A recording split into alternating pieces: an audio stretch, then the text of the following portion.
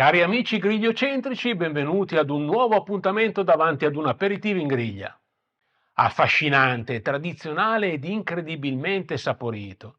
L'asato argentino è sempre più apprezzato e popolare anche da noi, nei ristoranti etnici, nello street food e nelle sagre popolari.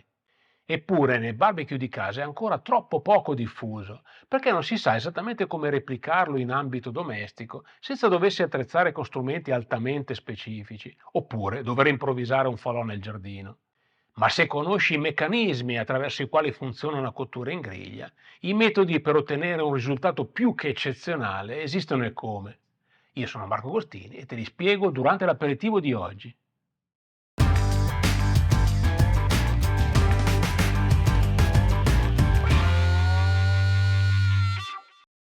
Partiamo dalle basi e da un'importante e doverosa premessa. Sai cos'è l'asado? Esiste un taglio chiamato asado de tira, corrispondente ad un sezionamento trasversale a fette relativamente sottili del costato di manzo.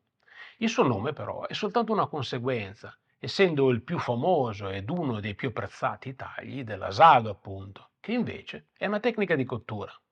Il termine asado non significa nient'altro che arrostito, grigliato, e in Argentina è semplicemente il corrispondente della nostra grigliata.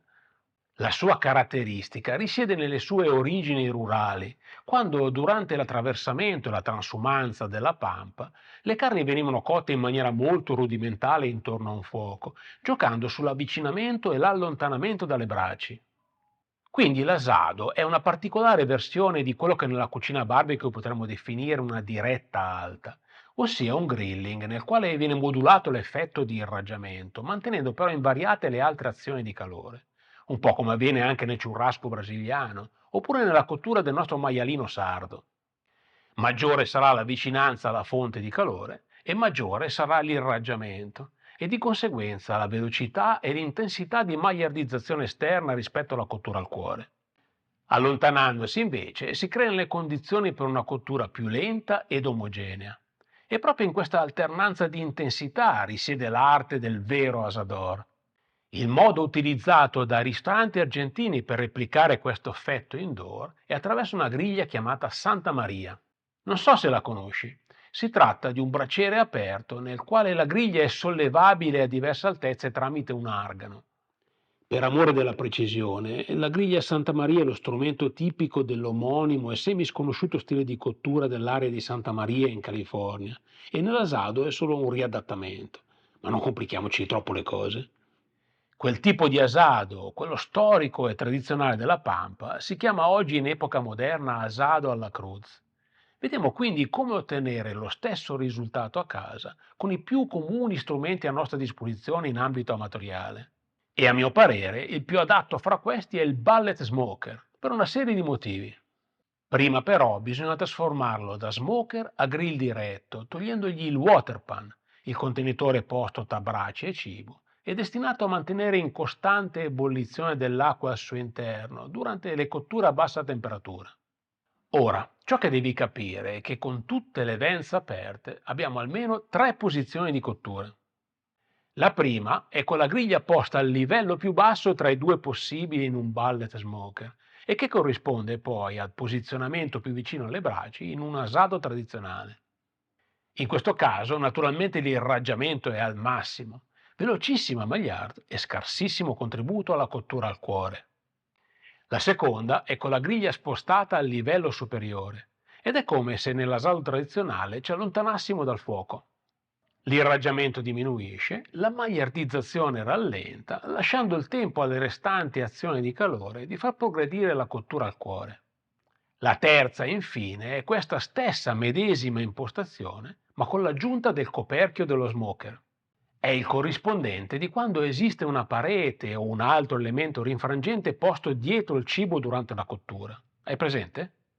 In termini di azioni di calore, così facendo aggiungiamo quello che in questo articolo del mio blog Real Experience ti descrivevo come rifrazione. In altre parole, è come se a parità di altre condizioni aggiungessimo un boost alla progressione della cottura al cuore e all'omogeneità della magliarizzazione esterna.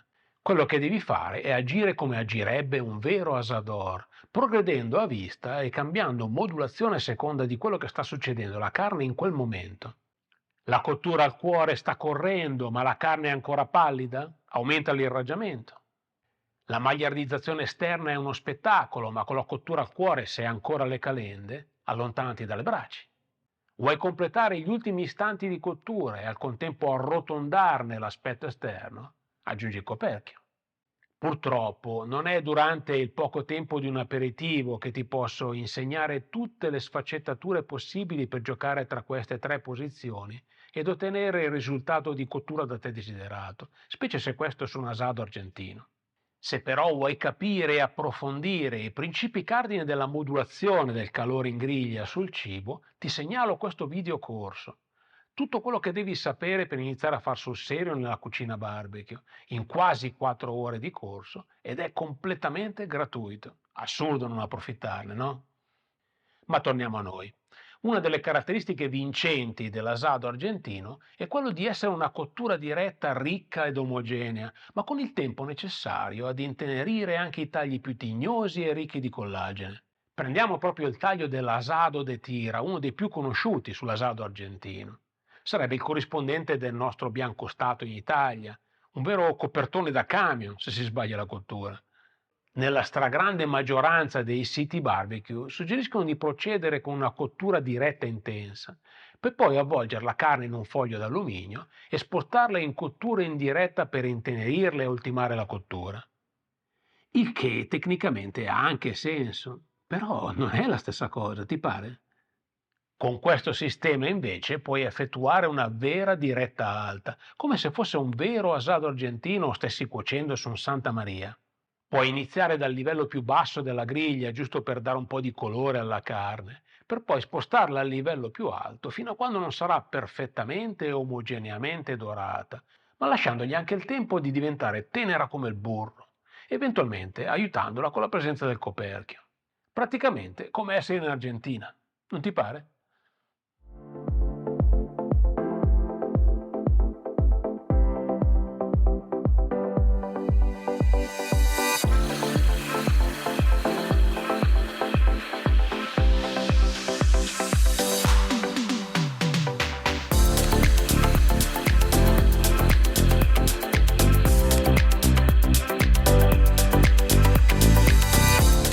Prima di brindare assieme, però, lo sai quello che devi fare. Iscriviti al canale, ricordandoti però di cliccare su campanella, altrimenti non verrai avvisato al prossimo aperitivo. Se poi il video ti è piaciuto, ovviamente aggiungici anche un like e magari scrivimi anche nei commenti il prossimo argomento sul quale ti posso aiutare bevendo il prossimo drink. Ah, e se te lo stessi chiedendo, quello di oggi non è un mate argentino, ma è un Mai Tai, allegro, affascinante e coinvolgente. Un po' come l'asado argentino, no? Ti lascio la ricetta in descrizione. Adesso tocca a te, quindi fuoco alle griglie. Buon asado, buon divertimento e come sempre naturalmente buon barbecue. Cheers!